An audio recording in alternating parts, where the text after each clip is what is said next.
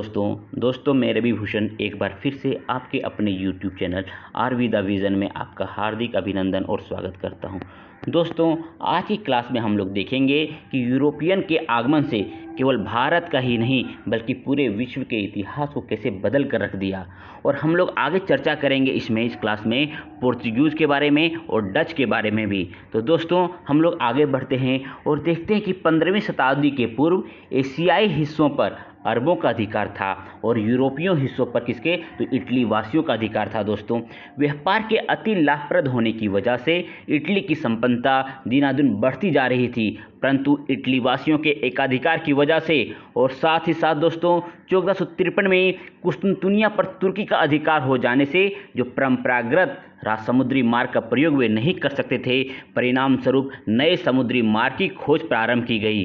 दोस्तों हम लोग जानते हैं कि जो इस कोलंबस था, अगर कोलंबस की बात करें तो 1492 में 1492 में दोस्तों कोलंबस हेसो भारत की खोज हेतु बाहर निकला और कोलंबस भारत के बजाय कहाँ चला गया दोस्तों, जो स्पेन का जो कोलंबस था 1492 ईस्वी में कोलंबस भारत की खोज हेतु निकला। कोलंबस भारत की बजाय उत्तरी अमेरिका के पास वेस्ट इंडीज द्वीप समूह को खोज दिया। और दोस्तों पुर्तगाल का जो वास्को डिगामा था उसके बारे में भी चर्चा करेंगे, लेकिन इसके पहले हम लोग देखते हैं कि यूरोपियनों का आने का क्रम क्या था। तो दोस्तों यूरोपियनों को आने के क्रम में सबसे पहले पुर्तगाली आते हैं, फिर डच आते हैं, ब्रिटिश ईस्ट इंडिया कंपनी आती है, डेनिश आती है और सबसे लास्ट में दोस्त फ्रांस आता है। लेकिन इस कंपनियों का जो बनने का क्रम है उसका ईयर ये दिया हुआ है। तो पुर्तगाली के बनने का जो पोर्चुगीज़ कंपनी थी, पोर्चुगीज़ ईस्ट इंडिया कंपनी, उसको बनने का ईयर था 1498। डच ईस्ट इंडिया कंपनी का बनने का ईयर था 1602। ईस्ट इंडिया कंपनी का बनने का क्रम है 1600।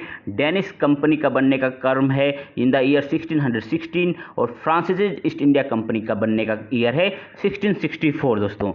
दोस्तों हम लोग आगे देखते हैं कि जब पुर्तगाली आए थे तो जो पुर्तगाली राजकुमार डॉन हेनरिक को समुद्री अभियानों का काफ़ी शौक था और 1487 में पुर्तगाली नाविक बार्थोलोमेव डियाज ने अफ्रीका के दक्षिण स्थित उत्तर मासा द्वीप, जिसे हम लोग केप ऑफ गुड होप कहते हैं, वहाँ तक की यात्रा की। और 1492 में स्पेन का कोलंबस भारत की खोज करने के लिए निकला, लेकिन कोलंबस कहाँ चला गया दोस्तों, वेस्ट इंडीज द्वीप समूह को खोज बैठा। और ये कोलंबस दोस्तों अमेरिका की खोज का श्रेय कोलंबस को ही जाता है, परंतु अमेरिका का यह नाम एक प्रसिद्ध नाविक अमेरिगो वेस्पुसी के नाम पर पड़ा। उल्लेखनीय है दोस्तों कि कोलंबस मूल रूप से इटली का ही रहने वाला था। और अगर हम वास्को डिगामा की बात करें तो वास्को डिगामा 17 मई 1498 में भारत में केरल के मालाबार तट में स्थित कालीकट नामक बंदरगाह पर पहुंचा। दोस्तों हम लोग देखते हैं, ये देखिए ये वर्ल्ड मैप है और हम लोग इसमें आपको बताएंगे कि किस प्रकार वास्को डिगामा की अगर बात करें तो वास्को डिगामा ने भारत को खोजा था। तो क्या यूरोपियंस को भारत के बारे में पहले से पता नहीं था? दोस्तों ऐसा नहीं है, उसने केवल एक अलग मार्ग की खोज की थी और ये अलग मार्ग था, ये वाला अलग मार्ग था दोस्तों, इस रास्ते की खोज की थी। लेकिन पहले व्यापार होते थे दो मार्ग से। जो परंपरागत मार्ग थे वो पहला मार्ग था आपका ये भारत से लेकर के यहाँ से लेकर के एक रास्ता ये था जिसे हम लोग जानते हैं फारस की खाड़ी और ओमान की खाड़ी होते हुए यहाँ पर सीरिया नामक स्थान में सामान उतार कर जो जहाज थे वापस चले आते थे।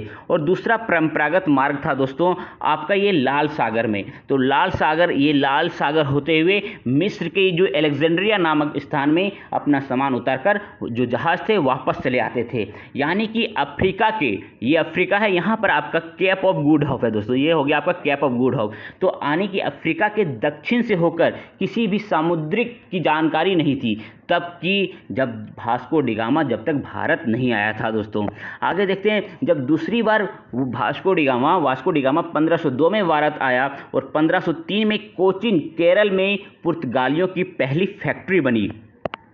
और हम यहाँ कुछ इंपॉर्टेंट नोट पॉइंट है उसके बारे में भी देख लेते हैं। तो जो गुजराती पथ प्रदर्शक था अहमद इब्न मजीद की सहायता से भारत के पश्चिमी तट पर स्थित कालीकट बंदरगाह वास्को डिगामा पहुंचा था। और 1524 में वास्को डिगामा तीसरी बार भारत आया और 1527 में वास्को डिगामा की मृत्यु कोचीन शहर में हो जाती है। दोस्तों जो गवर्नर बन के जो भारत आए पुर्तगाल से, उनका हम लोग क्रम देखते हैं। तो पहला गवर्नर जो प्रथम पुर्तगाली गवर्नर जो बनकर भारत आया, उसका नाम था फ्रांसिस्को डी अल्मेडा। दोस्तों ये बन के आया था आपका 1505 ईस्वी में और 1509 ईस्वी तक रहा। ये प्रथम पुर्तगाली गवर्नर था। इसने हिंद महासागर के व्यापार पर पुर्तगाली नियंत्रण स्थापित करने के लिए एक पॉलिसी लाई, जिसे कहा जाता है ब्लू वाटर पॉलिसी। इसके बाद गवर्नर आते हैं अल्बुकर्क। इसे भारत में पुर्तगाली व्यापारिक साम्राज्य का वास्तविक संस्थापक माना जाता है। 1510 ईस्वी में बीजापुर के शासक यूसुफ आदिल शाह से गोवा को छीन लिया और कालांतर में 1530 ईस्वी में पुर्तगालियों ने गोवा को अपना हेडक्वार्टर बना लिया। इसने पुर्तगालियों को भारतीय महिलाओं से विवाह करने के लिए कहा, जिससे वे भारत में बस सके, और सती प्रथा को प्रतिबंधित करने का भी प्रयास किया। 1515 में इसकी मृत्यु गोवा में हो जाती है। इसके बाद दूसरा गवर्नर आते हैं नीनो डी कुन्हा। इसने गोवा को पुर्तगालियों का मुख्यालय बनाया। इसके समय में दमन 1531 ईस्वी में और दीव 1535 ईस्वी में पुर्तगालियों का नियंत्रण स्थापित हो गया। लेकिन पुर्तगालियों की अगर करें भारत में तो देन क्या क्या है, तो भारत में जो पहली प्रिंटिंग प्रेस की स्थापना होती है वो पुर्तगालियों के द्वारा ही होती है। 1570 में गोवा में पुर्तगाली पादरियों ने अपनी पहली पुस्तक भारत में छापी। पुर्तगालियों ने जहांगीर के शासनकाल में तंबाकू की खेती भारत में प्रारंभ की। दक्षिण भारत में पहली बार गोला बारूद का प्रयोग पुर्तगालियों के ही द्वारा हुआ। आधुनिक प्रकार के पानी जहाज निर्माण का उद्योग पुर्तगालियों के द्वारा ही शुरुआत की गई।